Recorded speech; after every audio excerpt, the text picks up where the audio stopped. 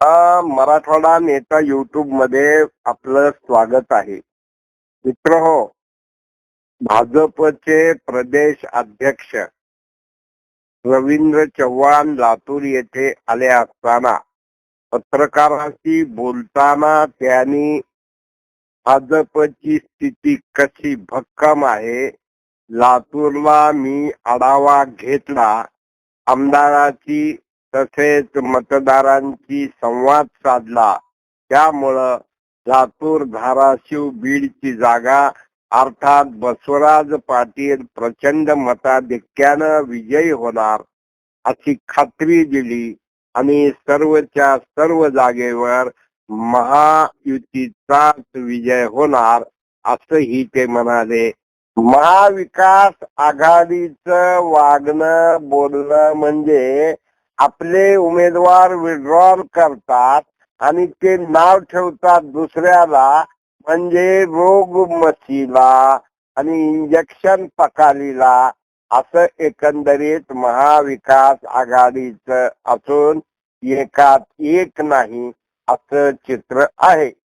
तर त्यांना पूर्ण आत्मविश्वास आहे आणि आपण पाहतो की महाविकास आघाडीच्या लोकांना आपले माणसं सांभाळता येत नाहीत आणि कुठेतरी काहीतरी आरोप करतात. ते कितपत योग्य आहे? आणि अशा एका परिस्थितीत आपण रवींद्र चव्हाण यांच्या म्हणण्यानुसार सर्वच्या सर्व जागा महायुतीच्याच विजयी होणार. लातूर, बीड आणि धाराशिव या स्थानिक स्वराज्य संस्था जी आहे त्या स्थानिक स्वराज्य संस्थेच्या विधान परिषदेच्या निवडणुकीसाठी पूर्वतयारी या दृष्टिकोनातून आज या ठिकाणी भारतीय जनता पार्टीच्या कार्यकर्त्यांबरोबर सर्वांबरोबर आणि पदाधिकाऱ्यांबरोबर बैठक घेतली. सर्व लोकप्रतिनिधी आमदार या बैठकीला, त्याचबरोबर सर्व महाराष्ट्र प्रदेशाचे सर्व पदाधिकारी त्या ठिकाणच्या ज्या नगरपालिका आहेत, नगरपरिषदा आहेत व त्याचबरोबर महानगरपालिका आहेत, त्या महानगरपालिकेतील प्रमुख नेते मंडळी, माजी आमदार सर्वजण आज बैठकीला उपस्थित होते.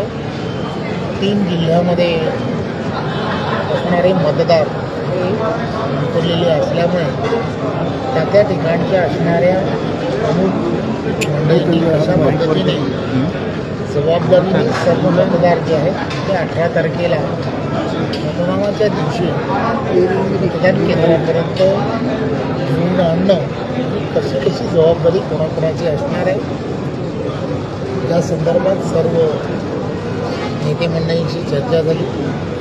अतिशय चांगलं वातावरण या मतदारसंघामध्ये आहे. आदरणीय देशाचे पंतप्रधान नरेंद्र मोदीजी यांना 12 वर्ष पंतप्रधान म्हणून पूर्ण झाली आणि त्यामुळे सिद्धेश्वराचं इथे असणारं हे मंदिर आहे, महादेवाच्या त्या मंदिरामध्ये आज आम्ही सर्वांनी जाऊन त्या ठिकाणी पंतप्रधानांना दीर्घायुष्य लाभो यासाठी त्या ठिकाणी रुद्राभिषेक आणि महाआरतीसुद्धा त्या ठिकाणी केली आणि महायुतीचे उमेदवार बसवराजजी हे प्रचंड बहुमताने जिंकून येतील यासाठी सर्व पक्षातील असणारे, मग शिवसेना असेल, राष्ट्रवादी असेल आणि इतरही पक्षांवरील अनेक जण हे त्यांना पाठिंबा देतात असं लक्षात येतं. त्यामुळे त्यांना या संपूर्ण होणाऱ्या विधान परिषदेच्या निवडणुकीमध्ये चांगल्या मताधिक्याने ते जिंकून येतील याची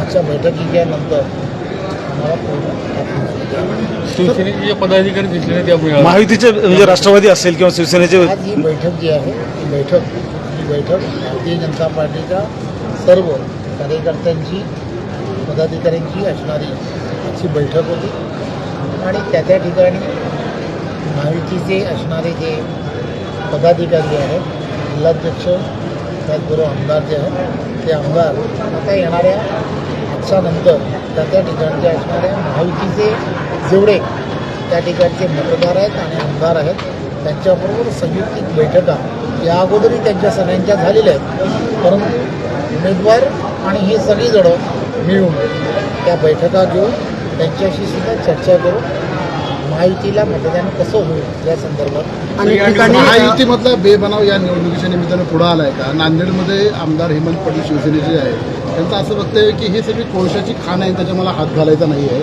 मोठ्या प्रमाणात या ठिकाणी पैसा चालतो या निवडणुकीमध्ये, त्याच्यामुळे मी या निवडणुकीपासून दूर आहे असं त्यांचं वक्तव्य आहे. एक गोष्ट लक्षात घेतली पाहिजे की या संपूर्ण निवडणुका ज्या आहेत विधान परिषदेच्या त्या स्थानिक स्वराज्य संस्थांच्या असणाऱ्या या निवडणुका असतात. या स्थानिक स्वराज्य संस्थांमध्ये निवडणुकांमध्ये लोकप्रतिनिधींना सर्वांना मतदानाचा अधिकार दिलेला असतो. महाराष्ट्र राज्याचे लोकप्रिय असे मुख्यमंत्री देवेंद्रजी असतील, आदरणीय उपमुख्यमंत्री एकनाथराव शिंदे असतील, त्याचबरोबर उपमुख्यमंत्री सुमित्राताई आणि महायुतीचे असणारे सर्व नेते मंडळी या संपूर्ण निवडणुकीमध्ये स्वतः लक्ष ठेवून आहेत. महायुतीचे सर्व उमेदवार हे जिंकले पाहिजेत यासाठी त्यांनी सर्वांनी एकत्रपणे सर्वांनी प्रयत्न करत आहेत. आपण पाहिलं असेल आणि त्या दृष्टिकोनातून सर्व ठिकाणी महायुतीच्या सर्व नेते मंडळींमध्ये चर्चा होते.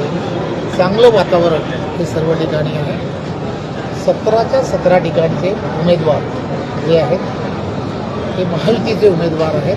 17च्या 17 ठिकाणचे महायुतीचे उमेदवार जिंकून येण्याच्या दृष्टिकोनातून महायुतीचे सर्व प्रमुख पदाधिकारी आणि प्रमुख नेते या सर्व प्रक्रियेमध्ये अतिशय लक्ष ठेवून आहेत आणि निवडणुका अतिशय पारदर्शकपणे होतील याची सर्वजण दखल घेतात. मित्र हो, ऐकलात ना? शेअर करा, सबस्क्राईब करा, लाईक करा. धन्यवाद.